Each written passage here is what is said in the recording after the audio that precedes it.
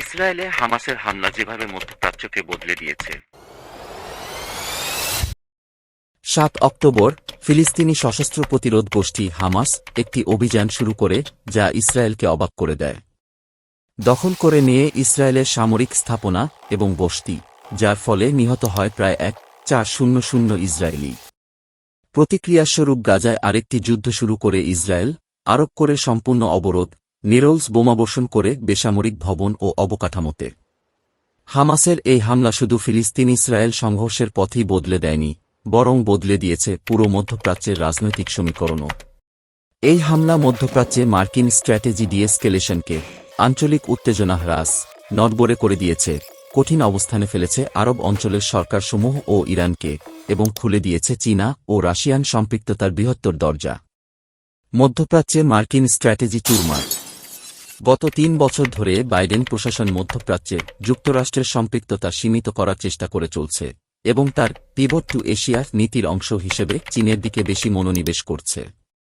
এটা করতে গিয়ে মার্কিন যুক্তরাষ্ট্র, সৌদি আরব ও ইসরায়েলের মধ্যে সম্পর্ক স্বাভাবিককরণ, নরমালাইজেশন এবং ইরানের সাথে উত্তেজনা কমিয়ে পুরো মধ্যপ্রাচ্যে উত্তেজনা শীতল করার চেষ্টা করছিল। এর মাধ্যমে যুক্তরাষ্ট্র মধ্যপ্রাচ্যে চীনা প্রভাবকে চ্যালেঞ্জ করার এবং ভারত, মধ্যপ্রাচ্য এবং ইউরোপকে সংযুক্ত করে একটি অর্থনৈতিক করিডোর নির্মাণের মাধ্যমে ভারতের শক্তি বৃদ্ধিরও প্রত্যাশা করছিল। প্রস্তাবিত অর্থনৈতিক করিডোরের দুটি অংশ, একটি পূর্ব করিডোর যা ভারতকে আরব উপসাগরীয় রাষ্ট্রগুলোর সাথে সংযুক্ত করবে, এবং একটি উত্তর করিডোর যা জর্ডান এবং ইসরায়েল হয়ে উপসাগরীয় রাষ্ট্রগুলোকে ইউরোপের সাথে সংযুক্ত করবে, যা মূলত চীনের বেল্ট অ্যান্ড রোড ইনিশিয়েটিভের বিপরীতে মার্কিন প্রতিক্রিয়া বলে মনে করা হচ্ছে। হামাসের হামলা এই পরিকল্পনাকে নস্যাৎ করে দিয়েছে। প্রথমত, এটি কার্যকরভাবে ইসরায়েল এবং সৌদি আরবের মধ্যে স্বাভাবিককরণ প্রক্রিয়াকে বিলম্বিত করেছে, বাধাগ্রস্ত করেছে আঞ্চলিক নিরাপত্তা ব্যবস্থাপনার ধারণাকেও। দ্বিতীয়ত, এই হামলা যুক্তরাষ্ট্রকে মধ্যপ্রাচ্যে সামরিক উপস্থিতি হ্রাস করার নীতি থেকে সরে আসতে এবং আইএসের বিরুদ্ধে যুদ্ধের পর মধ্যপ্রাচ্যে সবচেয়ে বড় সামরিক উপস্থিতির আদেশ দিতে বাধ্য করেছে। পেন্টাগন পূর্ব ভূমধ্যসাগরে একটি বিমানবাহী রণতরী মোতায়েন করেছে, আরেকটি মোতায়েন করেছে আরব উপসাগরে।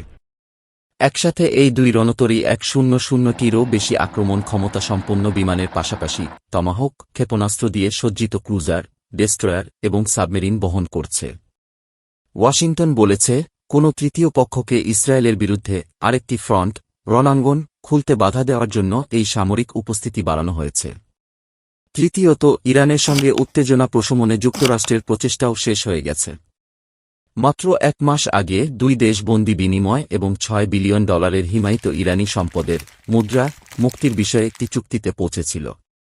আশা করা হয়েছিল যে এই চুক্তি ইরানকে সিরিয়া ও ইরাকে তার মিলিশিয়াদের মার্কিন বাহিনীর বিরুদ্ধে আরও হামলা চালানো থেকে বিরত রাখতে উৎসাহিত করবে। হামাসের হামলার পর তাও ভেস্তে গেল।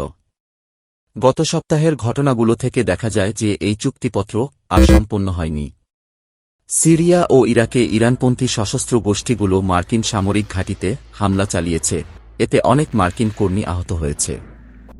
মার্কিন কর্মকর্তারা আরও দাবি করেছেন যে উত্তর লোহিত সাগরে মার্কিন বাহিনী ইয়েমেনে হুথিদের ছোড়া ড্রোন এবং ক্ষেপণাস্ত্র প্রতিরোধ করেছে। এসবের অর্থ হল মধ্যপ্রাচ্যে আরেকটি আঞ্চলিক যুদ্ধে জড়িয়ে যাওয়ার ঝুঁকিতে রয়েছে যুক্তরাষ্ট্র, আরব রাষ্ট্রসমূহ ও ইরানের উভয় সংকট। হামাসের হামলা এবং গাজায় ইসরায়েলের যুদ্ধ আঞ্চলিক সরকারগুলোকে কঠিন অবস্থানে ফেলেছে। একদিকে মার্কিন যুক্তরাষ্ট্র তার আরব মিত্রদের চাপ দিচ্ছে, যাদের মধ্যে অনেকেই ইসরায়েলের সাথে সম্পর্ক স্বাভাবিক করেছে, হামাসকে নিন্দা করতে। শুধুমাত্র সংযুক্ত আরব আমিরাত ও বাহরাইন এ ধরনের বিবৃতি দিয়েছে।